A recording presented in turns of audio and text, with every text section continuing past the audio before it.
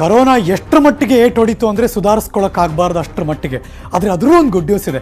Corona ಏಟು ಮೀರಿ ಆತ್ಮನಿರ್ಭರ್ ಭಾರತ ಉದ್ಯೋಗ ಸೃಷ್ಟಿ, ನೌಕರರ ವೇತನವೂ ಹೆಚ್ಚಳ ಆಗ್ತಿದೆಯಂತೆ. ಗೃಹೋಪಯೋಗಿ ವಸ್ತುಗಳ ಖರೀದಿಯೂ ಕೂಡ ಜೋರು. ಇವತ್ತಿನ ಸ್ಪೆಷಲ್ ಗುಡ್ ನ್ಯೂಸ್.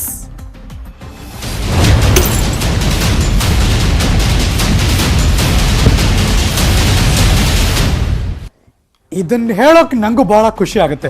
ಕರೋನಾ ಕಾಲದಲ್ಲೂ ಕೂಡ ಒಂದು ಗುಡ್ ನ್ಯೂಸ್ ಕೊಡ್ತಿದ್ದೀವಿ ಅಂತ.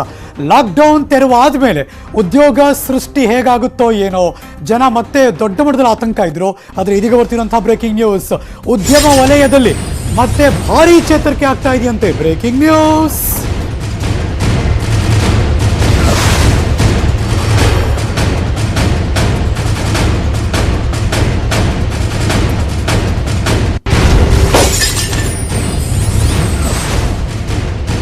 ಉದ್ಯಮವನ್ನು ಕಳ್ಕೊಂಡ್ರವರೇ ಹೆಚ್ಚು ಕರೋನಾ ಟೈಮ್ನಲ್ಲಿ.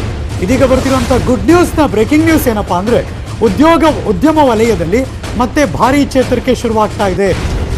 ಲಾಕ್ಡೌನ್ನಿಂದ ತತ್ತರಿಸಿದ್ದ ಉದ್ಯಮ ವಲಯಗಳು ದೇಶದಲ್ಲಿ ಉದ್ಯೋಗ ಸೃಷ್ಟಿಯಲ್ಲಿ ಚೇತರಿಕೆ ಕಾಣಿಸ್ತಾ ಇದೆ. ನಿರುದ್ಯೋಗ ಪ್ರಮಾಣ ಇಳಿಮುಖ ಆಗ್ತಾ ಇದೆಯಂತೆ. ಲಾಕ್ಡೌನ್ ಬಳಿಕ 90 ಲಕ್ಷ ಉದ್ಯೋಗ ನಷ್ಟ ಆಗಿತ್ತು. ಆದರೆ ಜನವರಿ ಒಂದೇ ತಿಂಗಳಲ್ಲಿ 1.20 ಕೋಟಿ ಮಂದಿಗೆ ಉದ್ಯೋಗ ಸಿಕ್ಕಿದೆಯಂತೆ. CMIE centre for monitor Indian economy ಇದರ ಒಂದು ವರದಿ ಕೊಟ್ಟಿದ್ದಾರೆ. CMIE ಈ ವರದಿ ಕೊಟ್ಟಿರೋದು ಉದ್ಯೋಗ ಸೃಷ್ಟಿ ಆಗ್ತಾ ಇದೆ ಈಗ ಅಂತ. 2020 ಡಿಸೆಂಬರ್ನಲ್ಲಿ ನಿರುದ್ಯೋಗ ಮಟ್ಟ 9.1%ಇತ್ತು. 2021 ಜನವರಿಯಲ್ಲಿ ಈಗ ನಿರುದ್ಯೋಗ ಮಟ್ಟ 6.5% ಇಳಿದಿದೆ. 2022 ವೇಳೆಗೆ ತಾಂತ್ರಿಕ ಕ್ಷೇತ್ರಗಳಲ್ಲಿ ಮತ್ತಷ್ಟು ಉದ್ಯೋಗ ಸೃಷ್ಟಿ ಆಗುತ್ತೆ ಅನ್ನೋದು CMIE centre for monetary Indian economy ವರದಿ ತಿಳಿಸಿರುವಂಥ ರಿಪೋರ್ಟ್. ಒಂದಷ್ಟು ಮಾಹಿತಿ ನಿಮ್ಮ ಗಮನಕ್ಕೆ ಕೊಡ್ತಾ ಇದ್ದೀವಿ. ಜನವರಿಯಲ್ಲಿ ಗಣನೀಯ ಪ್ರಮಾಣವಾಗಿ ಇನ್ಕ್ರೀಸ್ ಆಗಿದೆ.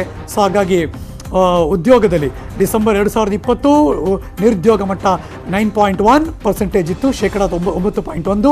2021 ಜನವರಿ ಒಂದು ತಿಂಗಳಲ್ಲೇ ಯಾವ ಪ್ರಮಾಣದಲ್ಲಿ ಚೇತರಿಕೆ ಆಗಿದೆ ಅಂದರೆ ನಿರುದ್ಯೋಗ ಮಟ್ಟ ಅದು ಈಗ 6.5%. ಸೊ 2022 ಹೊತ್ತಿಗೆ ತಾಂತ್ರಿಕ ಕ್ಷೇತ್ರದಲ್ಲಿ ಒಂದು ಗಣನೀಯ ಪ್ರಮಾಣವಾಗಿ ಅತಿ ಹೆಚ್ಚು ದೊಡ್ಡ ಮಟ್ಟದಲ್ಲಿ ಉದ್ಯೋಗ ಸೃಷ್ಟಿ ಆಗುತ್ತೆ ಅನ್ನುವ ರಿಪೋರ್ಟನ್ನು, ವರದಿಯನ್ನು ಈಗ ಕೊಟ್ಟಿದ್ದಾರೆ.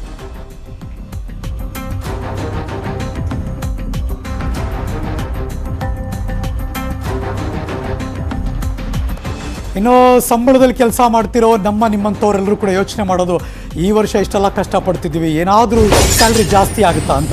ಆರ್ಥಿಕ ಚೇತರಿಕೆ, ಉದ್ಯೋಗ ಸೃಷ್ಟಿ ಹೆಚ್ಚಳ, ನೌಕರರಿಗೂ ಈ ವರ್ಷ ಶುಭ ಸುದ್ದಿ ಸಾಧ್ಯತೆ ಅಂತೆ.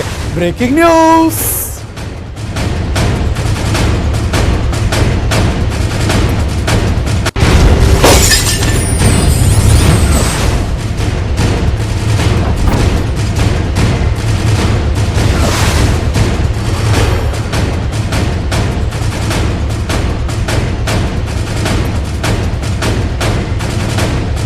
ವರ್ಷ ನೌಕರರ ವೇತನದಲ್ಲಿ ಹೆಚ್ಚಳ ಆಗುತ್ತೆ ಅನ್ನೋದೊಂದು ರಿಪೋರ್ಟ್ ಕೊಟ್ಟಿದ್ದಾರೆ. ಗುಡ್. ಇದನ್ನು ಕೇಳಿಸ್ಕೊಂಡ್ರೆಲ್ಲ ಎಂಪ್ಲಾಯೀಸ್ ಯಾರಿದ್ದೀರಿ ಅವರೆಲ್ಲರೂ ಕೂಡ ಬಹಳ ಖುಷಿ ಪಟ್ಟಿರ್ತಾರೆ.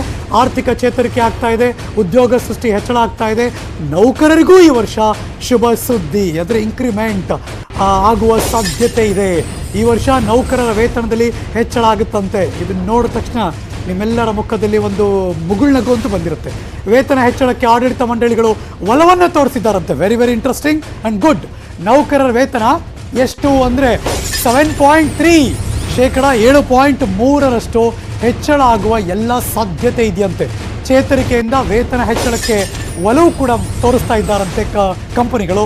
2020ರಲ್ಲಿ ನೀಡಿದ್ದ 4.4%ಗಿಂತಲೂ ಈಗ ಜಾಸ್ತಿ ಸಿಗುತ್ತೆ.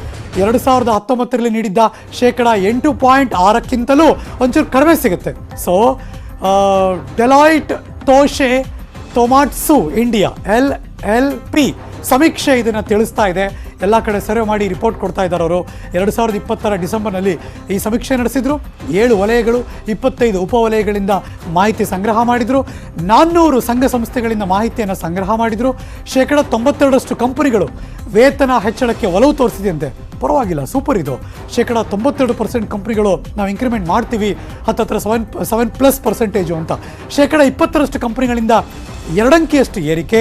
ಡೆಲಾಯ್ಟ್ ತೋಶೆ ತೊಮಾಟ್ಸು ಇಂಡಿಯಾ LLP ಈ ಸಮೀಕ್ಷೆಯನ್ನು ಮಾಡಿ ವರದಿಯನ್ನು ಕೊಟ್ಟಿದೆ. ಸೊ ಹಾಗಾಗಿ ಇದು ರಿಯಲಿ ಗುಡ್ ನ್ಯೂಸ್.